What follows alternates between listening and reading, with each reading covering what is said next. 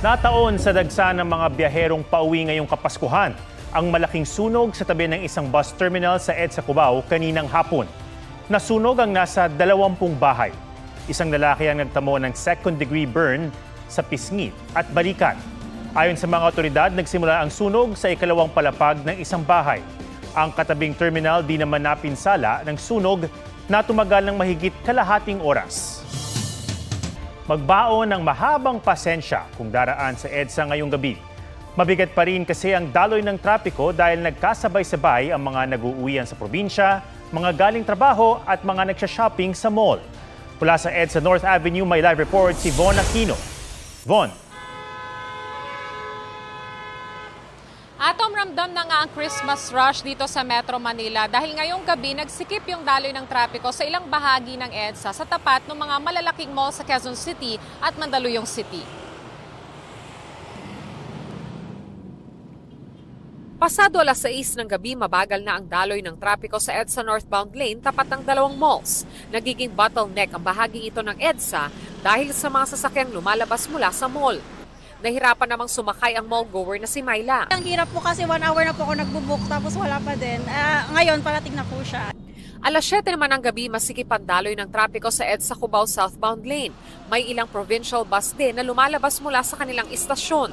Sa EDSA Ortigas, mabagal din ang trapiko sa tapat ng isang mall, lalo ang northbound. Pero paglagpas dito, banayad na ang trapiko pero muling bumagal pagdating ng EDSA Santolan.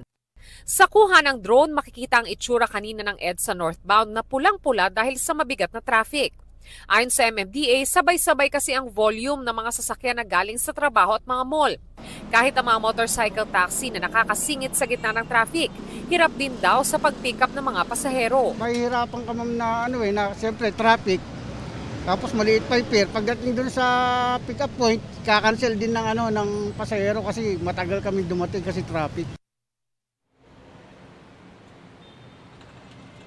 Atom, dito sa North EDSA, mabagal pa rin yung daloy ng trapiko, no? Yung makapal kasi na volume na mga sasakyan dito sa EDSA, sumasabay doon sa mga palabas naman na mga sasakyan mula rito sa malaking mall, dito rin sa may EDSA sa Quezon City. Atom? Maraming salamat, Von Aquino. Fully booked na ang mga air-conditioned bus na biyaheng Bicol. Ang ilang pumila para makakuha ng ticket ngayong araw, inabot ng 8 oras. Kumustahin natin ang sitwasyon sa PITX sa live report ni Jamie Santos. Jamie? Atom, ngayong huling Biyernes bago magpasko ay bugso na nga ang mga pasahero rito sa PITX na uuwi sa kani-kanilang probinsya ngayong Pasko. Pila-pila sa mga bilihan ng tiket patungo sa iba't ibang probinsya sa Bicol. Ilan kasi sa kanila, ngayong araw lang bibili ng tiket pauwi. May mga early bird naman na nag-book online tulad na ni Aldric na November 20 pa nakabili ng tiket pauwi sa Daraga Albay. Ang sistema ko po kasi, 1 month before, nakaplano na po lahat ng lakad ko para hindi na po ako hassle makapag-book. May baon na siyang pagkain kaya handa raw siyang suungin ang matinding traffic. Mula Agusan, sa Bicol naman magpapasko ang pamilyang ito. Alas 10 pa lang ng umaga, nandito na raw sila sa PITX. Mahigit 8 hours na. May masasakyan naman kami pero 8 p.m. pa. Ayon sa pamunuan ng PITX, fully booked na ang ilang air-conditioned bus na biyaheng Bicol. Pero may mga non-air-conditioned bus pa rin daw na masasakyan. Tiniyak din nilang sapat ang mga bus. Nagkakaproblema lang daw sa biyahe pabalik ng terminal dahil sa traffic sa Bicol. Malaking tulong naman sa mga pasahero na may LRT station na sa PITX. Napaka-convenient. Mabilis. Wala siyang traffic. Isang way lang, tapos dito, bus na lang papunta sa amin. Mahigpit ang seguridad sa buong terminal at may mga nakabantay na mga pulis. Pero isang babaeng pasahero ang dumulog sa pulis doon dahil nawalan siya ng wallet. Kaya paalala ng mga otoridad, maging alerto at huwag maging kampante. Atom, hanggang bukas, inaasahan ng pamunuan ng PITX ang dagsa ng mga pasahero rito sa terminal.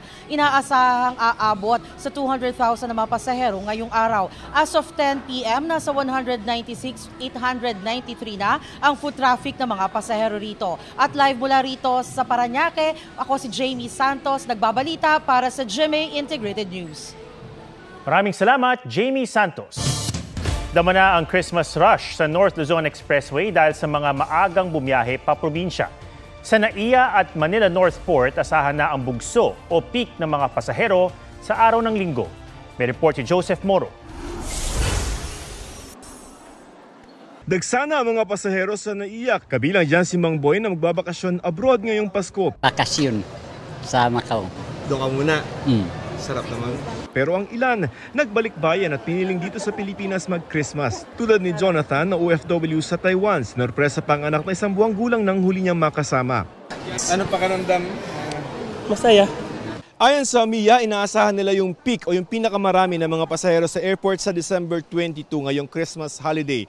Kung may biyahe kayo ngayong Christmas holiday, ang payo ng MIA yung 2 oras bago yung flight nyo. Pag domestic flight, dagdagan nyo na yan ng 1, gawin nyo ng 3. Para naman sa mga international flight, dati 3 lamang before yung flight nyo. Ang kailangan nyo ngayon, 4 na oras na. Tiniyak din ng MIA na maayos ang baggage system at air conditioning system ng NAIA.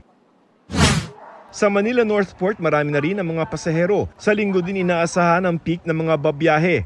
Ang isang shipping company rito, fully booked na ang mga biyahe hanggang December 24. Walang biyahe sa December 25, kaya sa December 26 ang balik operasyon nila. Fully booked na rin ang mga biyahe sa ilang shipping company sa Pier 1 sa Cebu City. Ayon sa Philippine Ports Authority, inaasahang papalo na 4.5 million ang bilang ng mga pasahero sa mga pantalan sa buong bansa hanggang January 5. Sa North Luzon Expressway, ramdam na ang pagbigat ng trapiko. Payo ng NLEX, bumiyahe sa mga non-peak hours. Pwede rin daw alamin ang sitwasyon ng trapiko sa expressway sa kanilang social media platforms.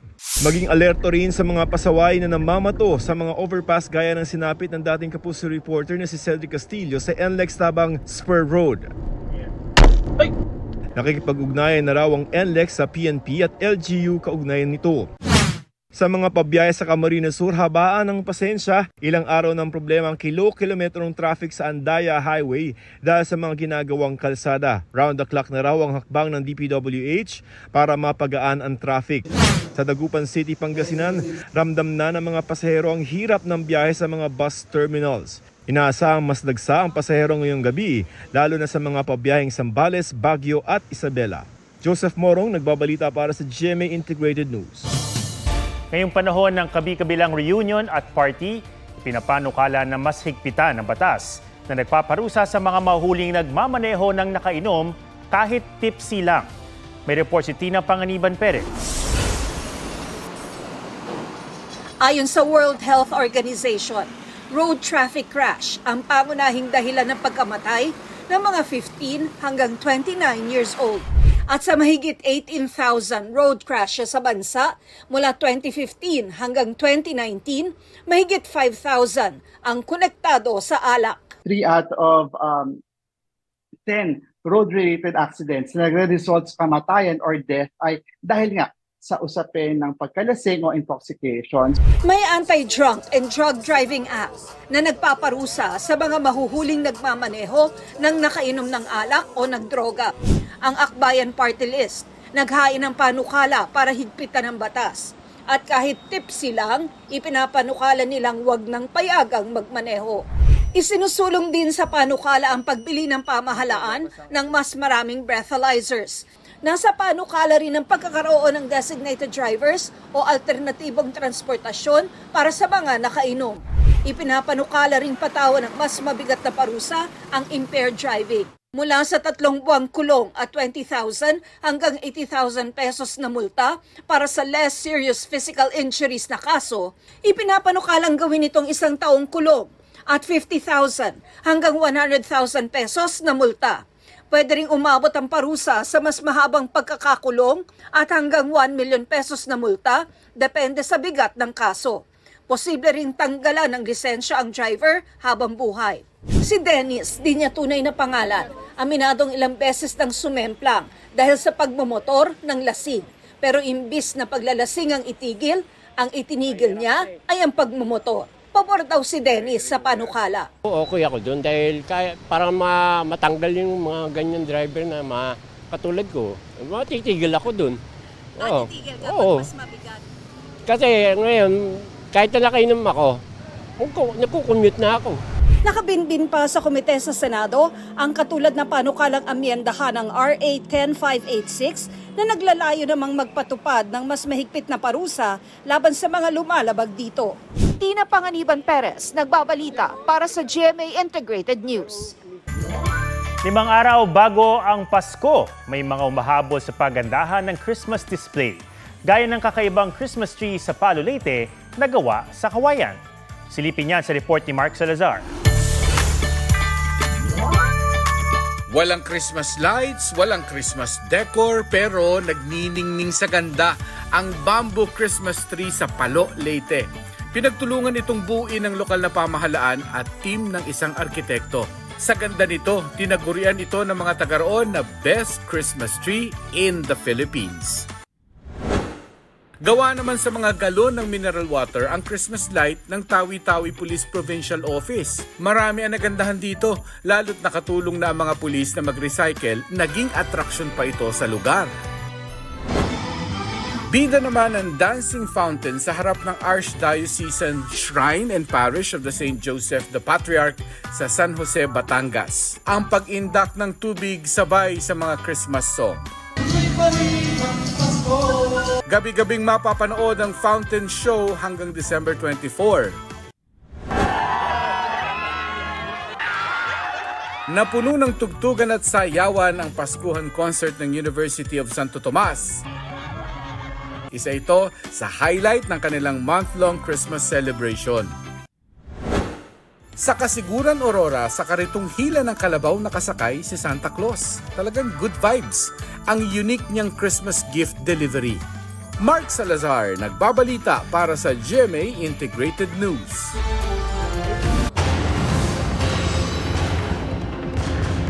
Dalawa ang patay nang madiskaril ang isang tren sa Texas sa Amerika.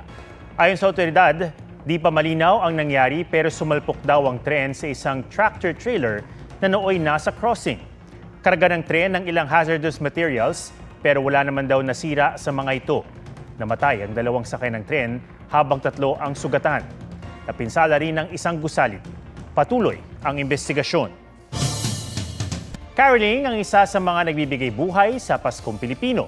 Pero ang tradisyong ito, marami rin palang benepisyo bukod sa natatanggap na aginaldo. May report si Von Aquino.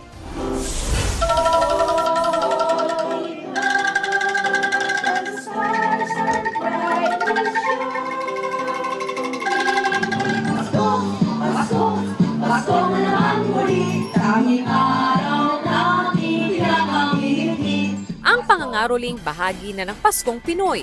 Mapabata man o matanda, game sa pagkanta ng mga himig Pasko.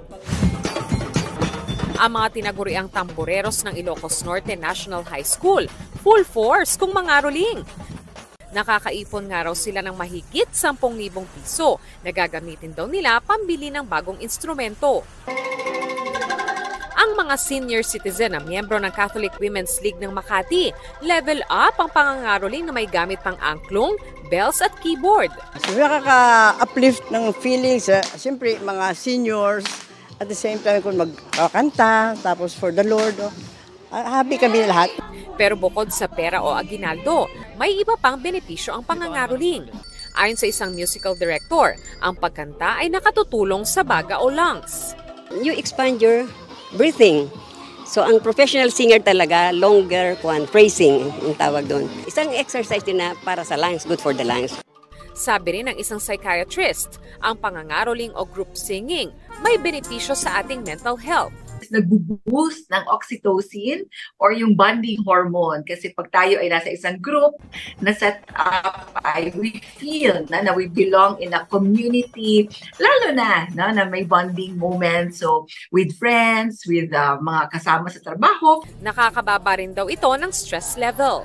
Kasi nagtatawanan, nagkakwentuhan in between caroling sessions at nakakababa din ng ating mga anxieties. Nakakatulong siya to be creative.